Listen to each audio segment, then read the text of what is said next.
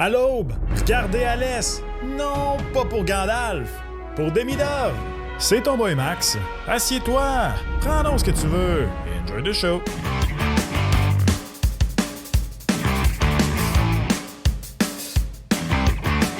What's up tout le monde, c'est ton boy Max. Si t'écoutes cette vidéo, t'es probablement au courant, et sinon, je te l'apprends.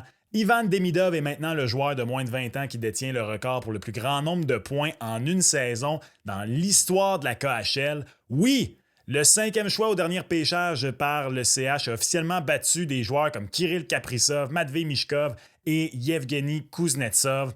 Je sais pas ce que Kent Hughes, Vincent Lecavalier et Nick Bobrov ont dit à Roman Rothenberg, mais depuis leur visite en Russie en décembre, Demidov joue et il est en feu. En 17 matchs depuis le 19 décembre, en fait, Demidov a marqué 13 buts et récolté 10 passes pour un total de 23 points.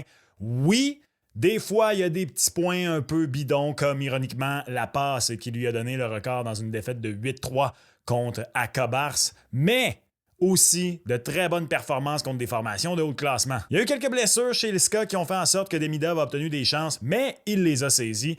Évidemment, pour une deuxième année de suite, après les performances en NCAA de Lane Hudson la saison dernière, les partisans montréalais salivent complètement à l'idée de voir débarquer celui qui porte le numéro 91 à Saint-Pétersbourg. Bref, on capote sur un espoir du Canadien de Montréal présentement. Et je veux pas vous exciter pour rien, mais Demidov, je pense que c'est juste la pointe de l'iceberg. Tout juste avant d'aller là, par contre, si tu es nouveau ici ou si tu reviens pour une énième fois et que c'est pas encore fait, prends 1 seconde et demie pour t'abonner à la chaîne. Le mois de janvier a été incroyable pour la croissance et on voudrait pas que les Blues de l'hiver ralentissent l'atteinte de l'objectif de 20 000 abonnés en 2025. Alors s'il te plaît, si c'est pas fait, prends la demi-seconde et clique juste en bas. OK, merci. L'iceberg maintenant. Soyons honnêtes, la fin de la séquence phénoménale de 2 mois du Canadien a un peu ramené un feeling de dépression saisonnière entourant l'équipe, même si, personnellement, c'est en novembre que ça me frappe, ça, d'habitude. Là n'est pas le point. Le point, c'est qu'aujourd'hui, je vais tenter de vous remonter le moral. Est-ce que le Canadien est aussi prêt que le suggérer sa belle séquence à se battre avec les meilleures équipes de la LNH, non seulement pour faire les séries, mais pour aussi, éventuellement, y aller loin? Non, pas du tout. Mais voici pourquoi je pense que c'est pas une raison pour autant de regarder ça et se dire que même si le CH a à peine quelques points de plus que l'an dernier au classement à pareille date, vous avez des raisons d'être optimiste. D'abord, bien sûr, Demidov, un peu comme avec Lane Hudson, je gardais un optimisme prudent envers Demidov depuis qu'il a été repêché par le Canadien, à un niveau complètement différent, soyons honnêtes. Demidov n'a pas été repêché au 5e rang pour rien. Le potentiel est là, il est gros, il est beau. Et je me répète peut-être pour ceux qui écoutent souvent, mais moi, je l'aurais même choisi 2e. Demidov, je pensais même pas qu'il allait tomber au Canadien, donc j'étais aux anges. Mais je préfère être modéré et agréablement surpris que de mettre la barre haute et être déçu par même des performances raisonnables. Parce qu'on sait jamais, des fois, t'as KK, puis d'autres fois, t'as Suzuki. Hein? Donc, voyez-vous, du beau et du moins beau. Record pour le plus grand nombre de points par un joueur de moins de 20 ans dans l'histoire de la KHL. Oui, c'est impressionnant en soi. T'entends ça, t'es comme « Wouhou! » Mais tu vas quand même trouver des gens pour demeurer sceptiques. Puis je dis pas ça de façon péjorative. D'une certaine façon, c'est normal et il n'y a rien de mal dans la vie à être sceptique et à être patient et à demander, à attendre de voir le fait accompli. Byron Bader de Hockey Prospecting a établi un modèle qui compare les saisons des joueurs en fonction de leur âge et les ligues dans lesquelles les joueurs jouent. Évidemment, ce n'est qu'un outil, c'est pas parfait, mais voici quelques joueurs qui ont eu des saisons qui s'apparentent à celles de Demidov au même âge. Jack Eichel, Austin Matthews, Paul Kariya, Patrick Kane. J'ai quasiment le goût de ne pas nommer les autres pour pas que vous perdiez tous vos moyens. OK. Connor McDavid, Mario Lemieux et oui, Wayne Gretzky. Bon, comme je disais, ça vaut ce que ça vaut. Mais ce qui est intéressant de retenir, c'est que selon le modèle de Bader, un joueur qui connaît une saison comme celle de Demidov, à la suite, l'année suivant son repêchage, a 99% de chances de devenir une vedette dans la LNH et tous les joueurs que je viens de mentionner qui se comparent à Demidov sont même devenus des super vedettes dans son échelle. Ensuite de ça, même au sein des super vedettes, je veux dire, il y a des échelons. Là, je veux dire, ils considèrent Jack Eichel comme une super vedette. Et honnêtement, je suis d'accord, mais disons qu'il est au bas de l'échelle. C'était après ça, je veux dire, 97, 66, 99, c'est au sommet. évidemment. À titre indicatif, Bader ajoute que même si, entre autres, Beckett Seneca fait bien en Ligue de l'Ontario, ses probabilités se situent encore dans la catégorie bon joueur de soutien. Et Artyom Levchunov, lui, de son côté, a l'air d'un solide choix au deuxième rang.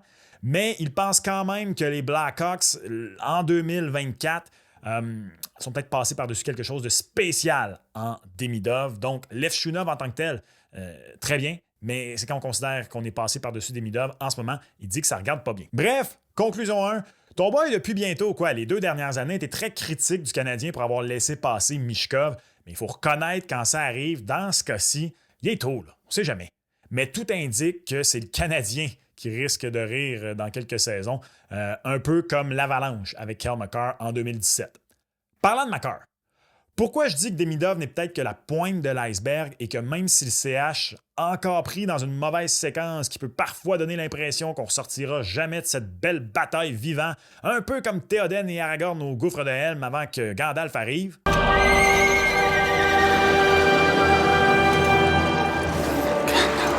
Ben, c'est parce que, un peu comme Gandalf, si Demidov débarque tout seul, et contrairement à Gandalf, ça aurait peut-être Gandalf s'est arrêté pas pire, parce que je veux dire, il est tout blanc, il est sage, il a du vécu, il est puissant.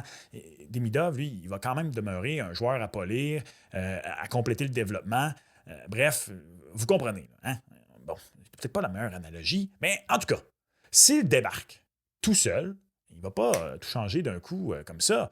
Mais dans le contexte global de l'organisation, je pense que peu importe ce qui arrive d'ici la fin de la saison, que le Canadien repêche top 10, pas top 10, top 5, rate les séries par 2 points, finit par les rater par 8 points, finir dans l'espèce de gooch, faire les séries par 1 point, peu importe ce qui arrive. Le point tournant peut être cet été pour le Canadien de Montréal. Peut. J'aurais pas dit ça l'an dernier. L'an dernier, tu sais, comme avoir un peu de façon aléatoire une bonne fin de saison qui te sort du top 5 ou même du top 10, j'aurais dit, peut-être un petit peu trop tôt. Cette année, je pense pas qu'il est trop tôt pour ça.